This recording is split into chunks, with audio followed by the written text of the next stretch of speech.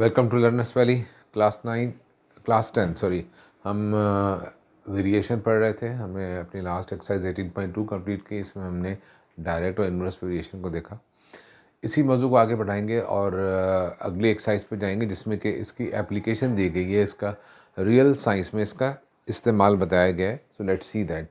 तो उसके लिए हम स्टार्ट करेंगे अब अपनी एक्सरसाइज नंबर 18.5। 18.5 में एप्लीकेशन नहीं है, थोड़ा सा मुश्किल सवाल दिए हैं। उसके बाद में हम जो नेक्स्ट एक्सरसाइज करेंगे उसमें हमें इसकी डायरेक्ट एप्लीकेशन मिलेगी, that is exercise number 18.7। So at the moment we are starting exercise 18.5, जो बिल्कुल वैसी ही है जैसे कि हमने 18.2 की थी, लेकिन इसमें थोड़ी सी सिचुएशन को कॉम्प्लेक्स किया गया है। सो लेट्स सी दैट। मैं इस चैप्टर के एक्सरसाइजेस की तरतीब बदल रहा हूँ, इसलिए कि जो एक टॉपिक से रिलेटेड एक्सरसाइजेज हैं मैं चाह रहा हूँ उनको हम एक साथ कर लें तो हमें आसानी होगी समझने में। तरतीब को तोड़ने से हमें मुश्किल होगी। फिर देखिए किसके अंदर सवाल है। क्वेश्चन नंबर 1 है एक्सरसाइज नंबर 18.5 का। If y varies directly x square and z and y is equal to 6x y as a function of x and z, determine the value of y. रोक दो lesson को, नहीं है, this is something. Yes, if y varies directly as x square and z, then y is equal to 6। और इसमें जो difference है वो ये है कि हमें तीन वेरिएबल्स को एक साथ हैंडल करना है। It says y varies directly as x square and z। देखिए दो स्टेटमेंट हैं। y वेरी कर रहा है डायरेक्टली एज x स्क्वायर, ये स्टेटमेंट नंबर 1 हो गया हमारा। फिर है y varies directly as z, this is your statement number 2। इसमें हम टेबल भी बनाएंगे बिल्कुल उसी तरह से। इसमें तीन वेरिएबल्स को हैंडल करना है। y varies directly as x square and z है, या y एक आपको सेट है, गिवन इन्फॉर्मेशन है, इसलिए कि इसमें तीन वेरिएबल्स हैं तो हमें तीन कॉलम बनाने पड़ेंगे। यहाँ पे एक में x की वैल्यू आएगी, एक में y की आएगी, इसमें z की आएगी। जो एक सेट आपको गिवन है, यकीनन आपको एक सेट दिया जाता है जिसमें तमाम की तमाम इन्फॉर्मेशन होती है ताकि हम कांस्टेंट को कैलकुलेट कर सकें। तो इसमें y की वैल्यू दी गई है 6, x is equal to 4 and z is equal to 9। What is next? ये तो गिवन सेट हो गया आपके पास। फिर उसके बाद में है write y as a function of x and z and determine the value of y when x is equal to -8, x is -8, y की वैल्यू आपको मालूम करनी है, क्वेश्चन मार्क आ गया इसके अंदर, एंड z इज 12। ये आपको गिवन है, दिस इज़ रिक्वायर्ड। इसमें आपको मालूम करना है कि y की वैल्यू क्या होगी। So we are starting with this two statements जो उन्होंने दिए हैं। मैं इनको अलग अलग ही लिख रहा हूँ ताकि बातों को कंफ्यूज ना किया जाए। बात हो रही थी y varies directly as x square and z, यानी कि y दोनों के साथ डायरेक्टली प्रोपोर्शनल है। फिर हम इन दोनों स्टेटमेंट्स को मर्ज कर देंगे। 1 and 2 को हम मर्ज कर रहे हैं। फिर ये क्या बन जाएगा? ये हो जाएगा y is proportional to x square z. Then y is equal to, जैसे ही हम ये प्रोपोर्शनलिटी साइन हटाएंगे ये और इज इक्वल का साइन लाएंगे तो साथ में हमारे पास एक तोहफा आ जाता है, that is called constant k, जिसकी की वैल्यू निकालना हमारी सबसे पहली रिक्वायरमेंट होती है एक्स स्क्वायर। ये आपकी स्टेटमेंट 3 इसको नंबर दे रहा हूँ, जो नॉर्मली हम पहले इसको 1 दिया करते थे क्योंकि 1 2 यहाँ देना ज़रूरी था कि दोनों चीज़ों को अलग अलग करके हम मर्ज करें यहाँ पे और एक इक्वेशन बना सकें। अब इस इक्वेशन 3 में हम तमाम के तमाम वैल्यूज़ को अप्लाई करने जा रहे हैं जो कि गिवन सेट है 4 6 9 वाला। इससे हमें k की वैल्यू मिलेगी। देखिए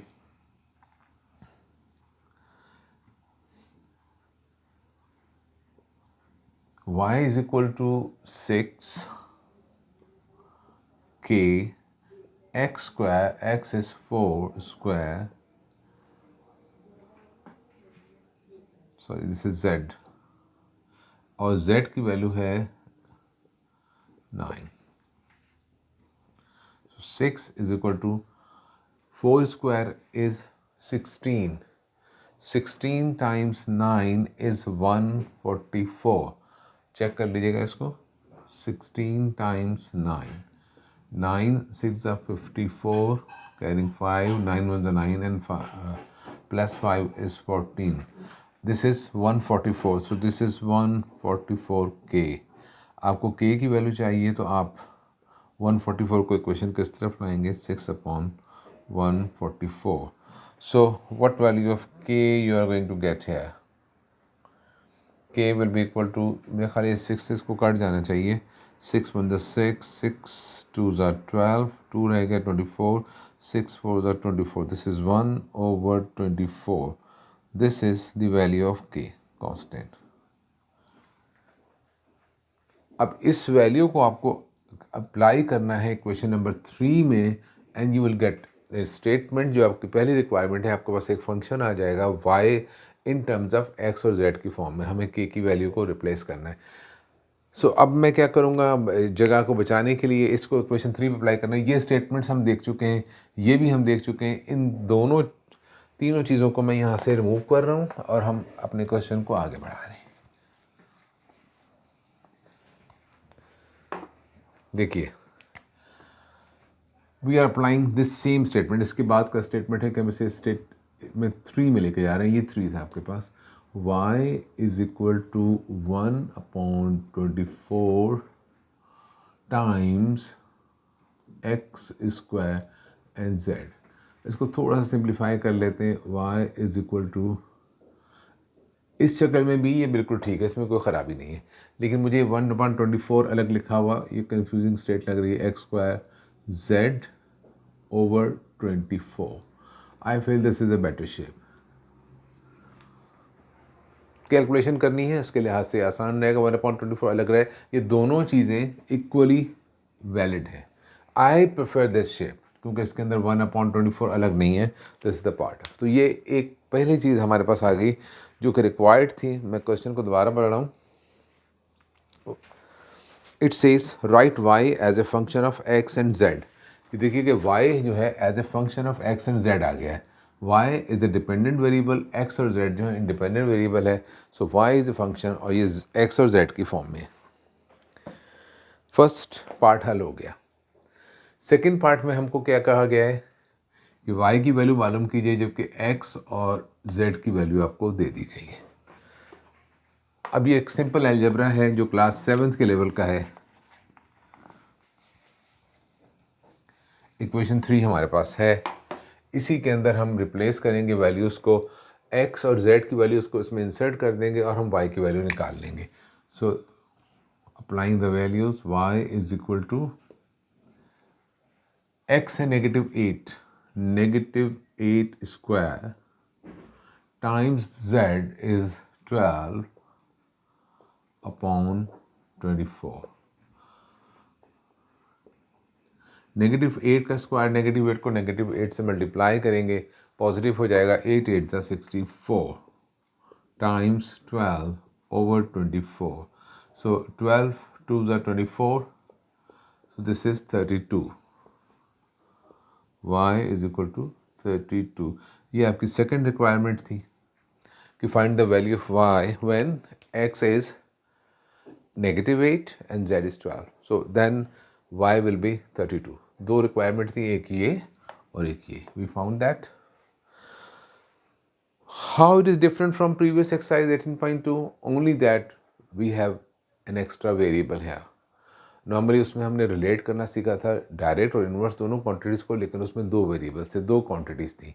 यहाँ तीन क्वांटिटीज़ हैं, x, y and z. So process is still the same. जो असल काम हमने किया था, दो स्टेटमेंट अलग अलग बनाए और उन स्टेटमेंट्स को मर्ज किया. बहुत ही सिंपल लॉजिक है इसमें, कोई ऐसी मुश्किल का बात नहीं है. So you can see that. Let me see what other question has got for you.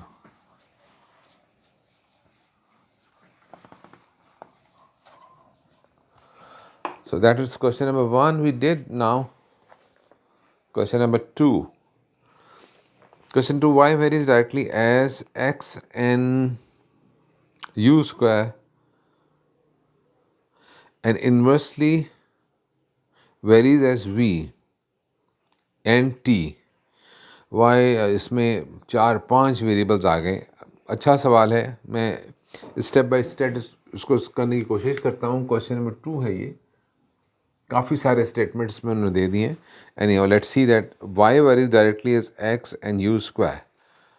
देखिए डायरेक्टली वेरी कर रहा है, मैं स्टेटमेंट को मर्ज कर रहा हूँ। पहले मैंने जो मर्ज करके दिखाए थे, y varies directly as x and u square, तो मैं एक्स और यू स्क्वायर दोनों को एक ही स्टेटमेंट में लिख दे रहा हूँ। चूँकि डायरेक्ट है तो इस बिल्कुल सिंपल स्टेटमेंट लिखा जाएगा, जबकि इन्वर्स में आपको मालूम है कि उसे हमें डिनोमिनेटर में लेना पड़ता है। लेट्स सी, फिर कहते हैं and inversely as v and T.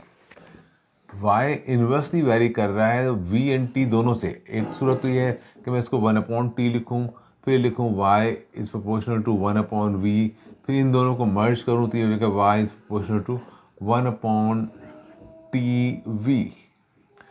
सो ये मैं डायरेक्ट तो दोनों ही इन्वर्स हैं, इन्वर्सली प्रोपोर्शनल है, तो दोनों के दोनों ही डिनोमिनेटर में आ जाएंगे। अलग अलग बना के उनको मिलाया जाए, उसके बजाय हम डायरेक्ट उसको लिख देंगे T V.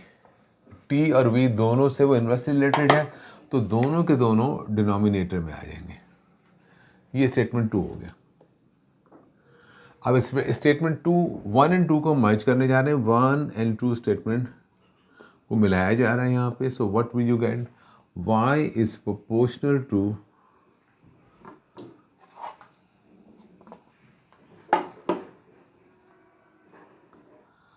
It should not look like alpha. याद रखिए अल्फ़ा से मुख्तलिफ है, इस तरह रफ बनाने से इट लुक लाइक अल्फ़ा।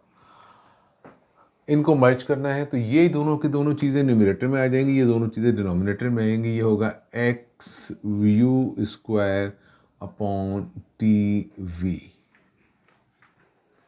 अब क्या है, सेम प्रोसेस। तो गेट दिस कि इसके इस साइड पे क्या है। अब प्रोसेस यही है कि हमने प्रोपोर्शनलिटी साइन को रिमूव करना है। जैसे ही प्रोपोर्शनलिटी साइन को रिमूव करते हैं तो क्या होता है, एक कांस्टेंट आ जाता है। इक्वल के साथ एक कांस्टेंट आ जाएगा, के times x you square upon t we. Now comes 4 variables हैं इसमें, एक्चुअली काउंट कीजिएगा 5 वेरिएबल। एक तो y है, x है, u है, t है, v है। 5 वेरिएबल्स को यहाँ पे हैंडल करना है। खैर इससे कोई फ़र्क नहीं पड़ता है, 5 नंबर्स हैं। इसके लिए हम एक टेबल जनरेट कर रहे हैं।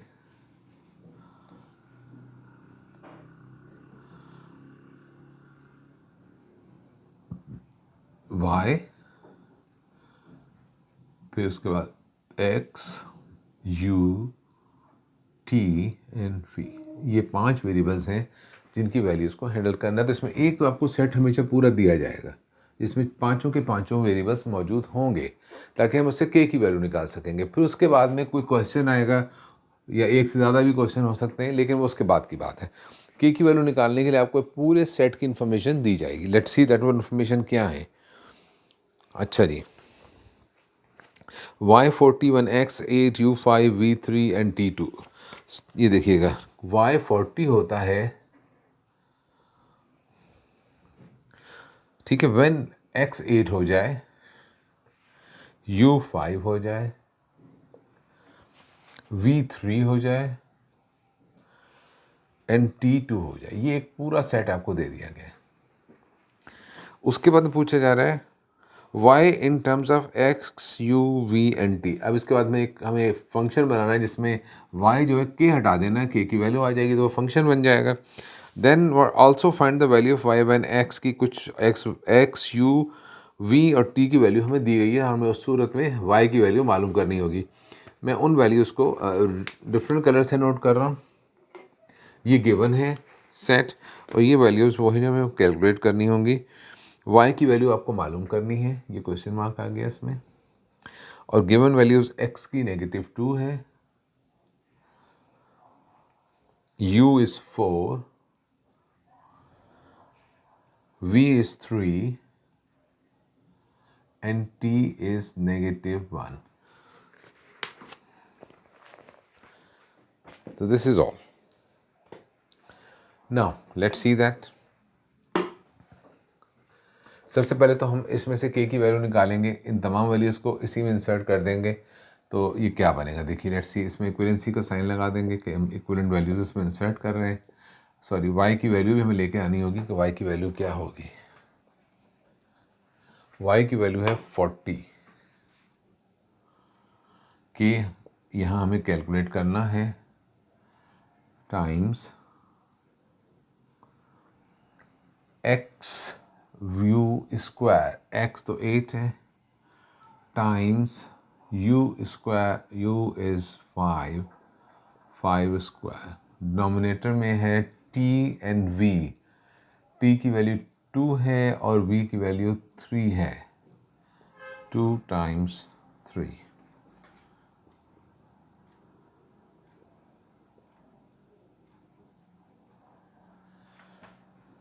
This will become 25, 8 times 25 and this is 6। मैं थोड़ा सिंप्लीफाई कर रहा हूँ ताकि इसकी ज़रा शक्ल नज़र आ जाए। कैलकुलेशन कोई इतनी मुश्किल नहीं है कि इसको आपको दिखाने के लिए करना पड़े। 8 times 25 is 200।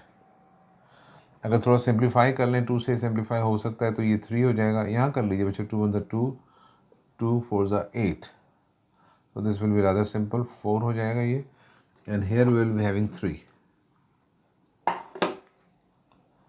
So 25 4s are 100 over 3, ये 3 डिवाइड हो रहा है, यहाँ के मल्टीप्लाई हो जाएगा, ये 100 मल्टीप्लाई हो रहा है, यहाँ के डिवाइड हो जाएगा, which I call simply cross multiplication conventional ज़बान में।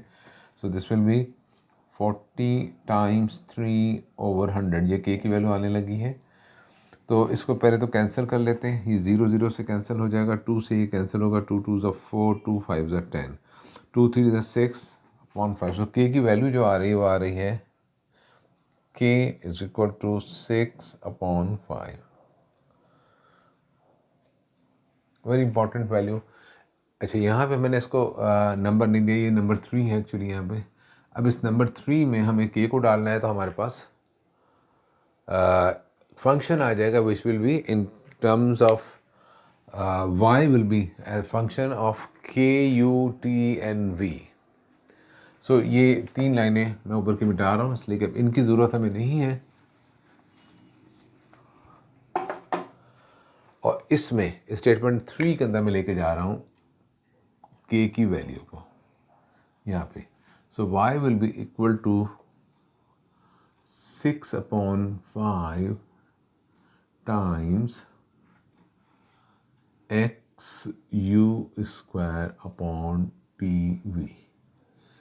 थोड़ा सा इसको सिंप्लीफाई कर लेंगे, थोड़ा सा, बस कुछ ज़्यादा करने को इसमें है नहीं। 6 न्यूमरेटर में चला जाएगा, ये मल्टीप्लाई करेंगे तो न्यूमरेटर से मल्टीप्लाई होता है और डिनोमिनेटर से मल्टीप्लाई होता है, बन जाएगा 6x u square upon 5t v। इसको चाहे तो नंबर भी दे सकते हैं, लेकिन कोई इतना प्रॉब्लम नहीं है क्योंकि आपको इसमें सिंपल y की वैल्यू ही मालूम करनी है। हम इन वैल्यूज़ को इसमें इंसर्ट करते जाएंगे और y की वैल्यू निकाल लेंगे।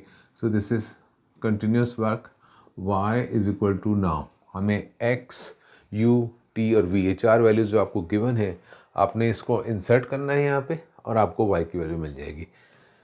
सो 6 times x, that is -2, bracket में रख देंगे इसको, u square times 4 square. Multiply का साइन लगाना ज़रूरी नहीं है, हम चाहें तो यहाँ पे एक डॉट भी लगा सकते हैं, जिससे मैंने यहाँ लगाया है, इसका मतलब भी मल्टीप्लिकेशन ही होता है। देन उसके बाद में है नीचे 5tv, 5 times t, that is -1, bracket में बंद कर दे रहा हूँ उसको, एंड v इज़ 3 को जो कि पॉजिटिव है तो ज़रूरत नहीं कि उसे ब्रैकेट में लिखा जाए।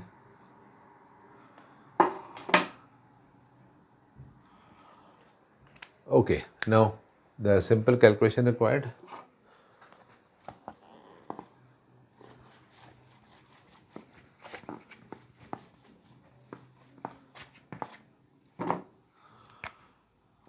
So y will be equal to 6 ये प्लस माइनस माइनस हो जाएगा और negative 6 times 2 times 4 square is 16। ये भी मल्टीप्लाई होगा माइनस, ये भी माइनस हो जाएगा 5 टाइम्स 1 टाइम 3। पहले स्टेटमेंट को इस शक्ल में लिख रहे हैं कि देखें इसमें क्या शक्ल बन सकती है।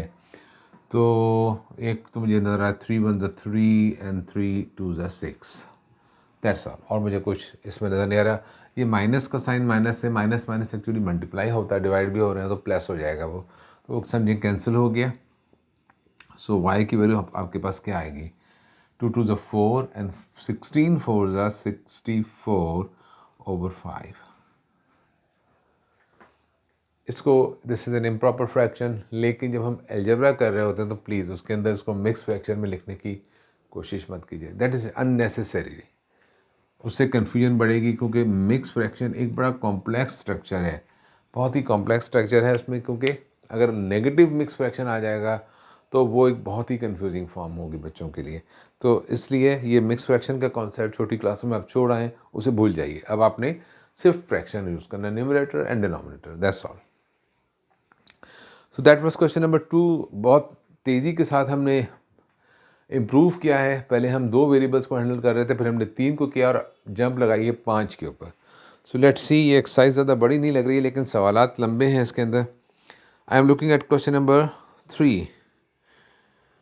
It says W varies directly as U square and inversely as cube root of V।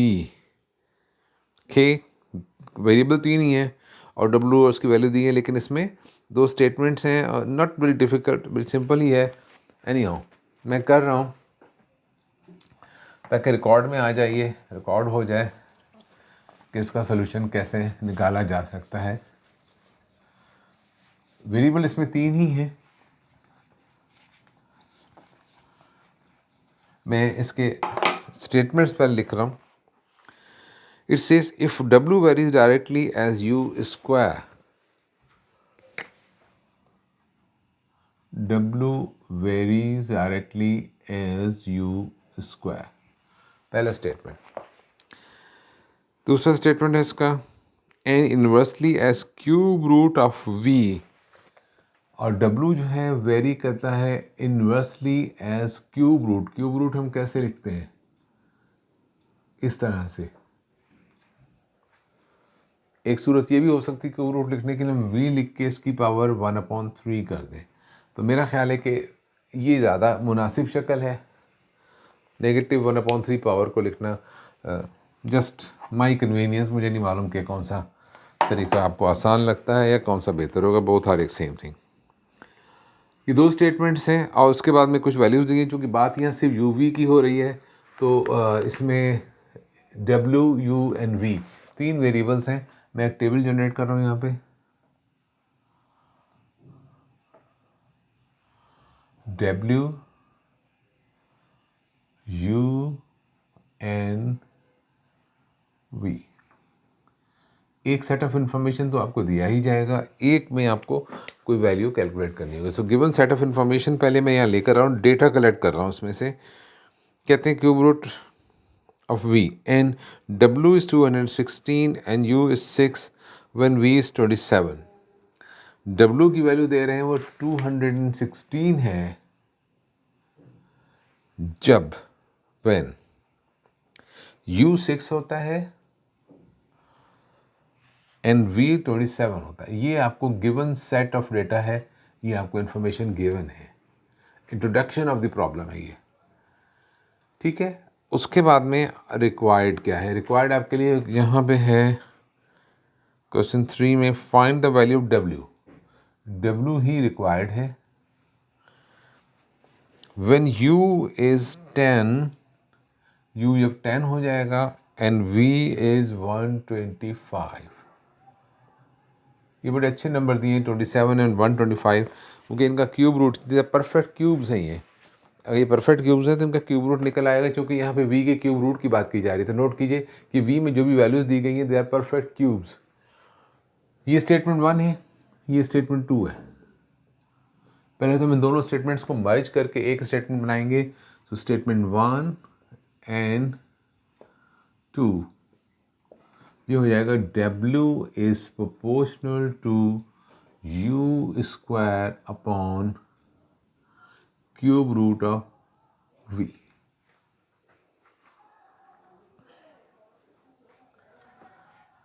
Process वही है, प्रोपोर्शनलिटी साइन को रिमूव करना है, तो जैसे ही प्रोपोर्शनलिटी साइन हटाएंगे हमें इज इक्वल का साइन मिल जाएगा, लेकिन एक कांस्टेंट ऐड किया जाएगा, दैट इज के। कांस्टेंट के एक मेथड का नाम पड़ गया है, कांस्टेंट को हम कुछ भी कह सकते हैं, लेकिन हमारे किताब के जो तरीक़ाकार है उसमें से के को बहुत इंपॉर्टेंस दी गई, तो हम के ही लिखेंगे। हालांकि इसमें कोई पाबंदी नहीं है, के की कोई ऐसी इंपॉर्टेंस नहीं है इसमें। Multiplied by U square upon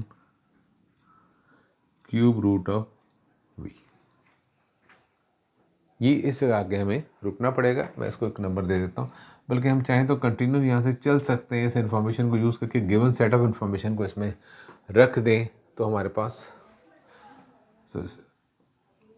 will continue from hair.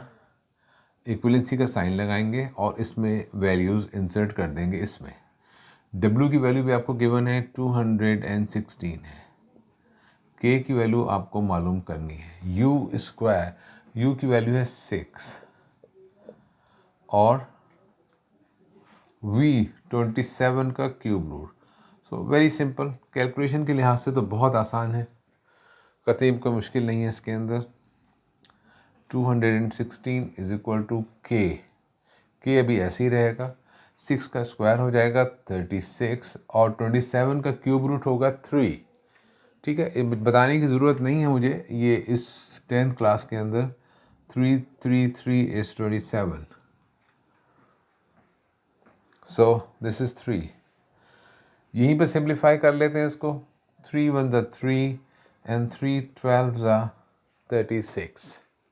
Now अब के की वैल्यू चाहिए थी 12, यहाँ आके 216 को डिवाइड करेगा। लेट्स सी दैट कि इससे क्या नतीजा आता है।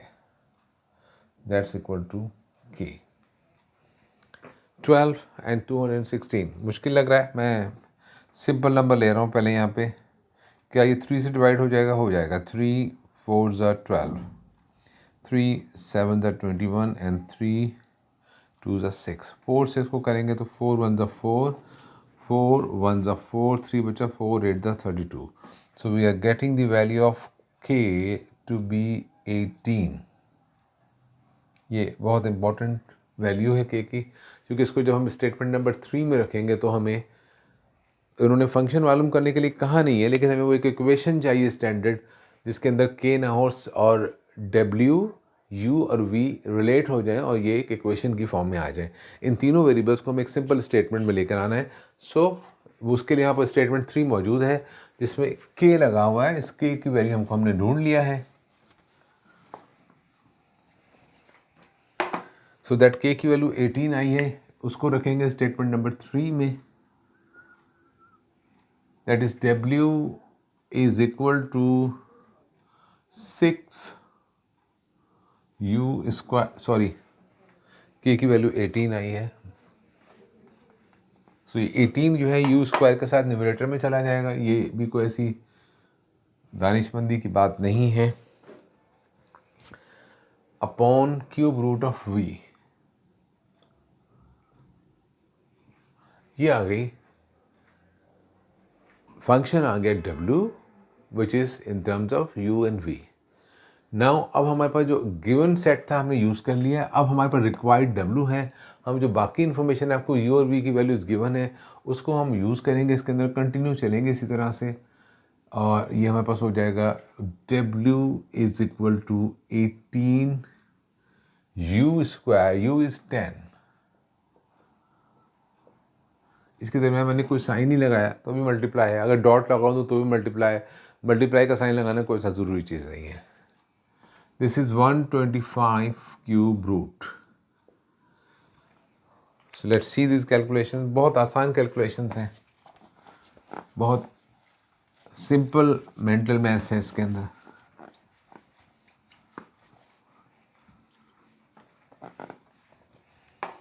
सो W is equal to 18 times 100. चूँकि ब्रैकेट था तो ज़रूरत नहीं थी मल्टीप्लाई का साइन लगाने की, 2 नंबर है तो बीच में 18 पॉइंट डैश लगा के लिखे तो may be it may lead to some confusion. 125 किसका क्यूब रूट है? तो सिंपल सी बात है, 125 कैसे आता है? 5 5 25 एंड 25 5 125, सो इसका क्यूब रूट आएगा 5। थोड़ी सी सिंप्लीफिकेशन कर लेते हैं, 5 20 100, 18 2 36 और एक 0 आ जाएगा। सो this is the required value of W when U is 10 and V is 125. So W की value in this function will be 360. Okay, so we have done 3 questions so far in this. Still some work to do in this exercise, but lesson is getting too lengthy. So I feel that I should take a break at this moment and come back with fresh look to other parts of this exercise. Thank you very much.